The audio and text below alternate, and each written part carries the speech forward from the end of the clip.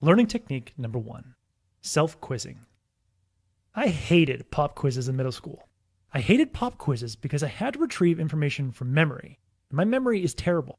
But even though I hated those pop quizzes, they actually made me smarter. In a 2011 study published in the Journal of Educational Psychology, a class of middle school students reviewed their notes 3 times before taking an exam. That class had a C+ average on the exam. But when a similar class of middle school students completed 3 pop quizzes before taking the same final exam, they had a class average of A-. When you take a quiz, you're more likely to make information stick. Because when you take a quiz, you're forced to dig into the depths of your knowledge to retrieve information. In the book, the authors say, the harder it is for you to recall new learning from memory, the greater the benefit of doing so. The effort of retrieving knowledge strengthens its staying power.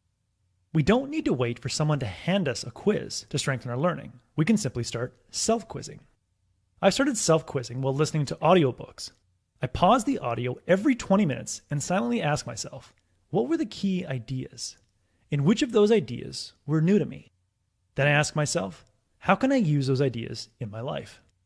If I'm at home or walking outside, I'll take up my phone, hit the voice dictation icon on my iPhone, and record my best answer.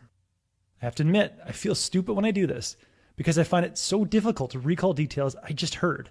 But research shows that you and I forget roughly 70% of what we read and hear shortly after we learn it. Our minds are in a constant state of forgetting. When you self-quiz, you use the limited amount of information you can recall to navigate your way back to the information you've forgotten. If learning were like exploring a new land, then self-quizzing would be like trying to retrace your steps back to the lake of knowledge.